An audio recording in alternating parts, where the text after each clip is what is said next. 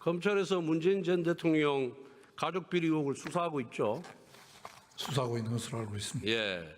전직 대통령이 또다시 수사의 대상이 되었다는 것은 대한민국의 수치입니다. 하지만 아무리 대통령이라 할지라도 법 앞에 평등하다는 것이 바로 정의다 이렇게 생각하는데 동의하시죠? 예. PPT 봐주시기 바랍니다. 2018년 문재인 대통령은 이상직 전 의원을 중소벤처기업진흥공단 이사장으로 임명했습니다. 그 이후 문재인 대통령 사인은 항공업계 근무 경력이 전무함에도 불구하고 이상직 전 의원이 설립한 타이이스타젯의 전무로 취업했습니다.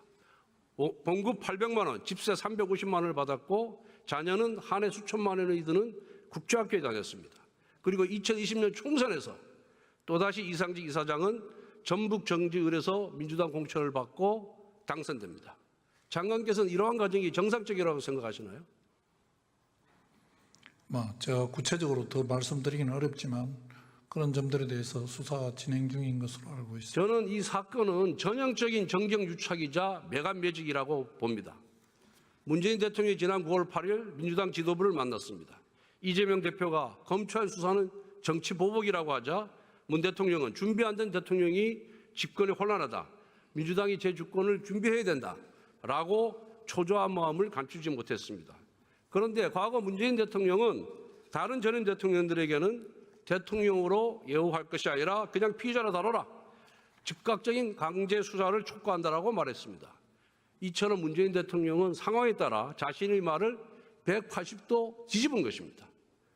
한편 그분의 딸인 문다혜 씨는 검찰 수사를 비판하면서 자신을 돌에 맞은 개구리라고 표현했습니다. 그 말에 동의하시나요? 제가 평가할 일은 아니라고 생각합니다. 제가 보기에 이분은 억울한 개구리가 결코 아닙니다. 모렴치한 캥거루입니다. 만약에 대통령 딸이 아니었다면, 대통령 사위가 아니었다면, 그 대통령이 매간매직을 하지 않았다면 어떻게 그런 호사를 누릴 수 있었겠습니까?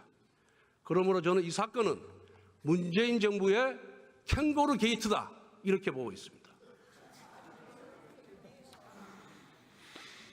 이번 수사를 정치보복이라고 주장을 하고 있는데 민주당에서 이 부분에 대해서는 어떻게 생각하시나요? 정치보복이 뭡니까? 수사 시작 자체가 시민단체의 고발에 의해서 시작된 것이고 검찰이 특정한 목적을 가지고 수사를 시작한 것은 아니라고 알고 있습니다. 정치보복이 뭡니까? 지난 문재인 정부 때 잘 보여줬습니다.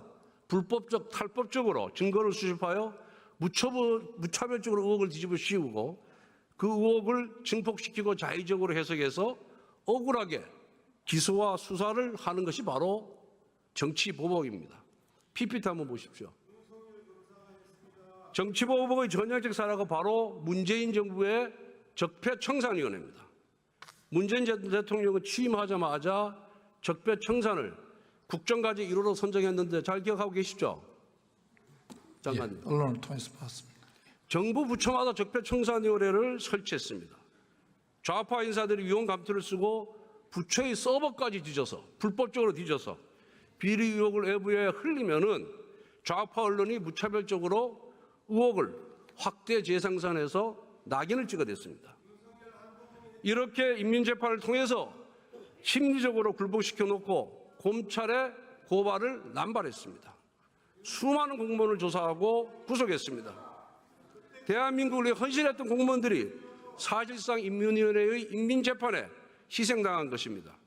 장관님, 윤석열 정부가 적폐청산위원회 같은 초법적 기구를 만들어서 인민재판과 같은 정치보복을 한 일이 있었습니까? 저희들 법무부에는 없습니다. 법무부의 다른 부처에도 있었다는 얘기를 들어보셨어요? 들어보지 못했습니다. 없었습니다. 문재인 정부 때 적폐청산위원회 만들어서 얼마나 광풍을 몰아쳤습니까? 공무원들을 벌벌 떨게 만들지 않았습니까? 이런 것이 바로 정치보복인 겁니다. 자, 들어보세요. 소통의 1원칙이 경청입니다. 좀 들어주세요. 듣기 싫더라도. 예. 듣기 싫더라도 듣는 것이 그 훈련을 쌓아야 됩니다. 자, 보십시오. 저도 역시 문재인 정부의 정치보복의 피해자입니다. 저는 2번의 수사를 통해서 강원랜드 채용 비리 사건의 무혐의를 받았습니다. 그런데 어느 날 갑자기 문재인 대통령이 수석 비서관 회의에서 저에 대해서 직접 거명하면서 수사를 하라라고 지시를 했습니다. 이러한 위법적 하명 수사를 받아 저를 수사하고 구속영장을 청구한 권력의 하수인이 바로 민주당 의석에 지금 앉아 있습니다.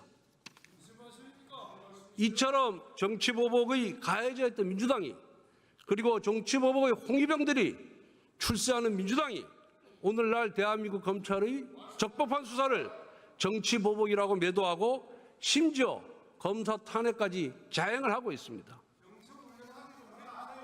장관께서는 야당의 정치공세 이거 다 물리치고 제대로 수사하도록 검찰을 지휘해야 됩니다. 그렇게 하실 용이 있죠? 예, 원칙대로 수사하도록 지도하겠습니다.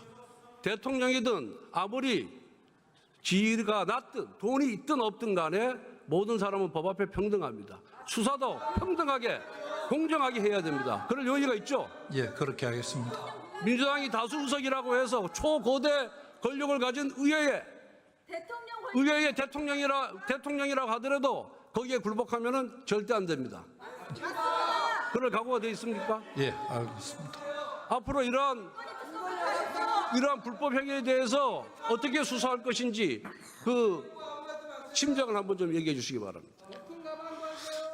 수사는 어떤 대상이든 간에 법과 원칙에 따라서 공정하게 진행할 것으로 알고 있고, 법무부 장관으로서 검사들이 공정하게 정치적 중립성을 가지고 수사할 수 있도록 최선을 다해서 지도하고 감독하겠습니다.